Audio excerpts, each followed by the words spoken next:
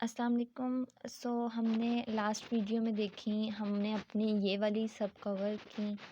अब हमने स्टार्ट करना है मतलब डेसिमल से बाइनरी, और उसके बाद हमने देखना है डेसिमल से ऑक्टेट और डेसिमल से हेक्सा। ठीक है, तो वीडियो स्टार्ट करने से पहले लाइक एंड शेयर ज़रूर करें ताकि मुझे पता चल सके कि आपको मेरी वीडियोस की समझ आ रही है या नहीं, मेरे पढ़ाए हुए की समझ आ रही है या नहीं। और जिसको जो भी कन्फ्यूजन है आप कमेंट बॉक्स में कमेंट करें, मैं ज़रूर आपको रिप्लाई दूँगी। ठीक है, ताकि मुझे पता चले कि मुझे मोर वीडियो बनानी है या नहीं।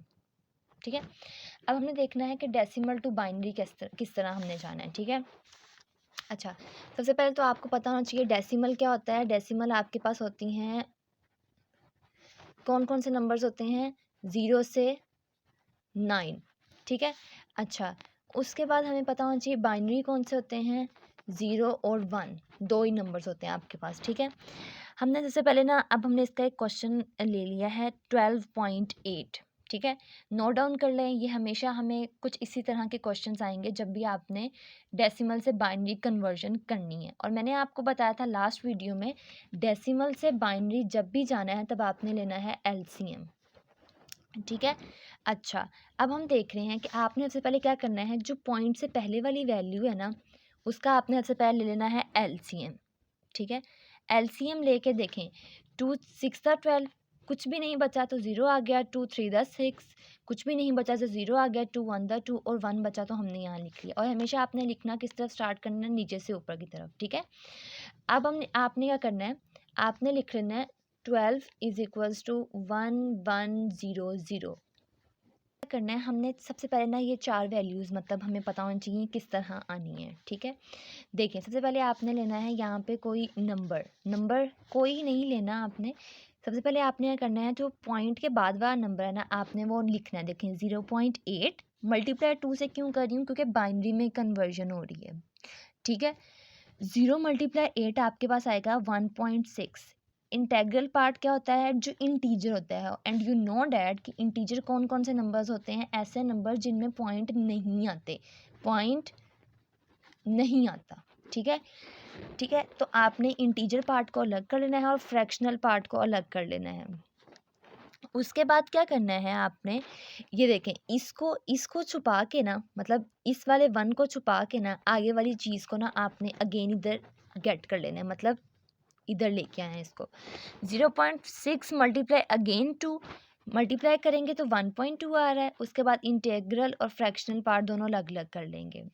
ठीक है, आई गेस यहाँ तक समझ आ गई होगी। उसके बाद आपने क्या करना है, ये 3 चीज़ें ही आपने करनी है और आपने जो है ना अपना सारा क्वेश्चन सॉल्व कर लेना है।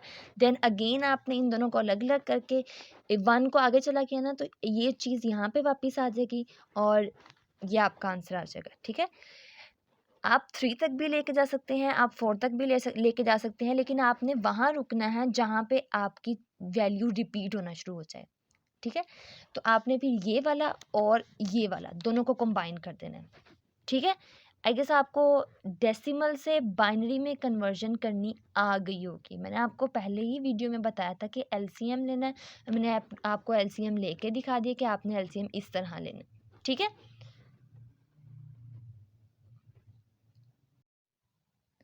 नेक्स्ट आपका स्टार्ट हो जाता है डेसिमल टू ऑक्टेट।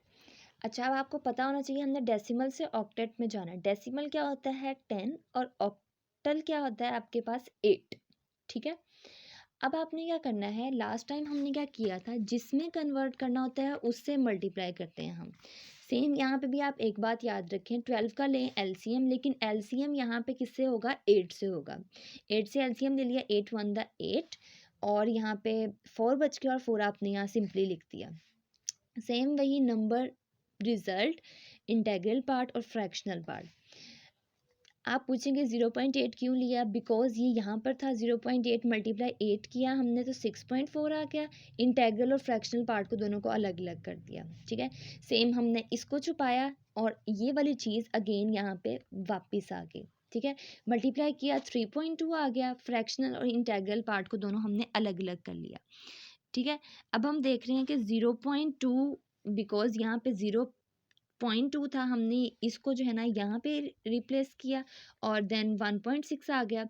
इंटीग्रल और फ्रैक्शनल पार्ट को अलग अलग किया। इसका हमारे पास वैसे ही 14 था, 14 लिखा। 14 आप नहीं कहोगे, 1/4 कहोगे, बिकॉज ये अलग अलग वैल्यूज़ हैं। 14 पूरा होता तो हम इसको एक अलग वैल्यू कंसीडर करते। 14.631 और यहाँ पे बेस में क्या आएगा 8, बिकॉज हमने 8 में कन्वर्जन करनी थी इसकी।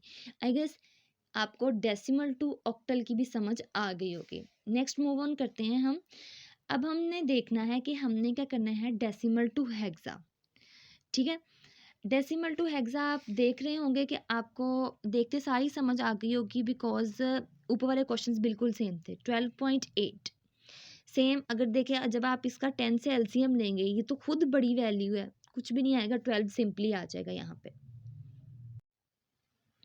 नेक्स्ट हम देख रहे हैं कि डेसिमल टू हेक्सा जाना है आपने, जिसमें कन्वर्ट करना है उससे आपने एलसीएम लेना है। मतलब 16 से आज जब आप एलसीएम लोगे तो आपका आंसर तो बिल्कुल ही कुछ भी नहीं आएगा, बिकॉज वो बड़ी वैल्यू है और वो छोटी वैल्यू है।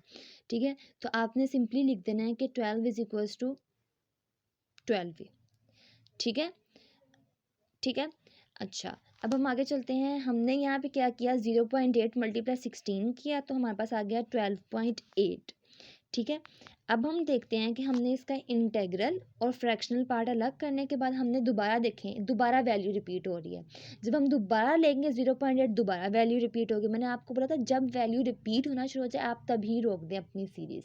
ठीक है, तो एक पहले वाला 12 पॉइंट, बाद वाले 2 12, ये देख लें 2 12 हैं, और ये जो है ना C.CC आ जाएगा आपके पास। आई होप आपको इस ट्यूटोरियल की भी समझ आई होगी। इंशाल्लाह नेक्स्ट ट्यूटोरियल में हम मिलते हैं। अल्लाह हाफिज़।